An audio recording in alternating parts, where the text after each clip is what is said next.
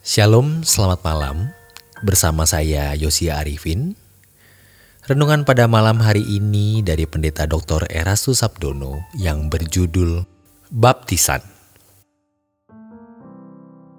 Baptisan bagi orang kafir yang mau beragama Yahudi dan mengikuti agama orang Israel dinamakan baptisan proselit.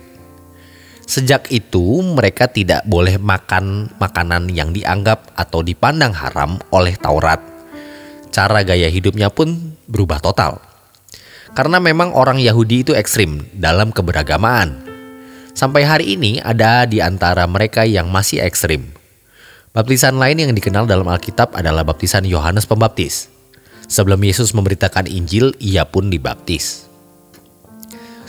Jangan hanya kelihatannya benar karena sudah dibaptis, tapi kita harus membuktikan buah-buah pertobatan.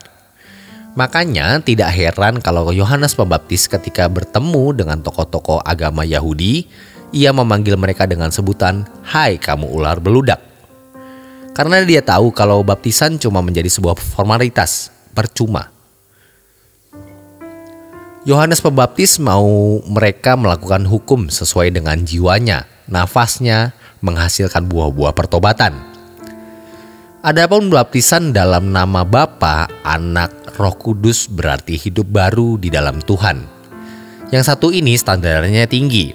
Makanya di Roma 6 ayat 4 tertulis begini.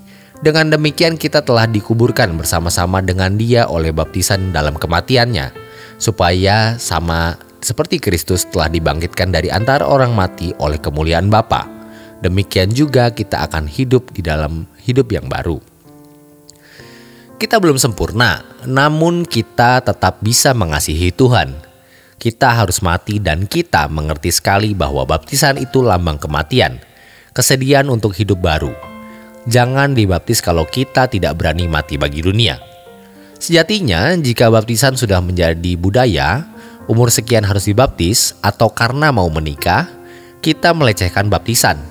Banyak orang tidak mengerti bahwa harga baptisan itu sangat mahal. Bersyukur tahun demi tahun lewat perjalanan hidup kita mengerti Bapa menghajar kita melalui banyak kejadian. Yang melalui hajarannya itu kita menjadi huios, anak yang sah. Maka gereja harus menjadi sekolah Alkitab yang benar. Di Ibrani 12 kita membaca mengenai perlombaan yang diwajibkan. Dan perlombaan itu adalah memiliki iman yang sempurna dan Yesuslah modelnya. Karena kita mau jadikan anak-anak bagi Allah. Di ayat berikutnya mengatakan ia menyesah orang yang diakuinya. Jadi sejak di bumi sudah diakui, ada pengakuan dari Allah, ini anakku, kuhajar dia. Tetapi kalau anak gampang atau notos, tidak dihajar.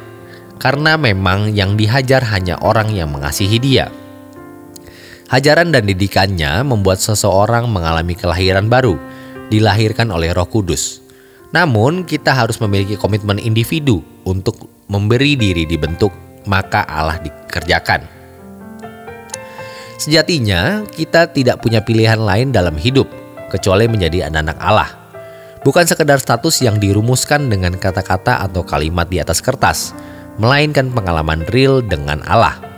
Tidak mungkin Roh Kudus tidak memberitahu bagaimana keadaan kita di hadapan Allah. Ibrani 12 ayat 6, karena Tuhan mengajar orang yang dikasihinya dan ia menyesah orang yang diakuinya sebagai anak. Jika kamu harus menanggung ganjaran, Allah memperlakukan kamu seperti anak. Di manakah terdapat anak yang tidak dihajar oleh ayahnya? Kita diproses dan kita tahu itu. Namun kadang-kadang kita berkata, Tuhan aku tidak sanggup lagi. Tapi memang perubahan kodrat tidak bisa sulapan. Harus lewat masalah. Jadi tidak heran kalau orang-orang yang diproses Tuhan dengan sungguh-sungguh, ia merindukan pulang ke surga. Aku capek Tuhan, aku lelah. Tapi aku belum jadi seperti yang kamu mau. Aku masih harus berubah dengan sungguh-sungguh. Maka kita harus tekun, dan tekun. Kita bisa mengalami perubahan demi perubahan karena kita tekun. Siapa yang bertekun sampai akhir diselamatkan. Bertekun sampai akhir, itu respon kita. Aku sudah mati, hidupku bukan aku lagi, tapi Kristus yang hidup di dalam aku. Jangan sampai manusia lama kita masih hidup. Kemungkinan manusia lama kita timbul kalau ada masalah atau kejadian yang merangsangnya. Namun kita sudah mengambil keputusan untuk mengubah kodrat. Jangan sampai jatuh dalam dosa. Jangan sampai mengoleh ke belakang. Dan jangan sampai ada kesenangan-kesenangan dunia. Bapa mendidik kita agar kita boleh hidup. Supaya kita boleh hidup mengambil bagian dalam kekudusannya. Jadi apakah kalau seseorang punya persoalan berarti ia pasti dihajar Bapa? Belum tentu, karena ada banyak orang yang punya persoalan karena kesalahannya sendiri. Ada banyak problem yang dialami oleh seseorang bukan karena hajaran dari Allah. Namun, pengalaman hidup bisa membuat seseorang dewasa mental. Tetapi kalau Allah membuat seseorang menjadi anaknya, Allah mesti mendesain peristiwa-peristiwa untuk menggarap orang tersebut supaya menjadi manusia sesuai dengan rancangannya. Masalahnya, apakah orang itu mau? Sebab ia harus bertekun dan mengasihi Allah. Serius mau berubah. Jangan anggap sepele. Tuhan menghendaki kita dilahirkan oleh Allah.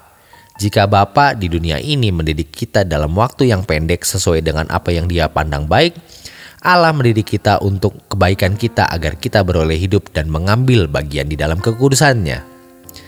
Kita semua masih belajar, tapi jangan berhenti belajar. Bertekun terus sampai kita dilahirkan, kodrat kita berubah.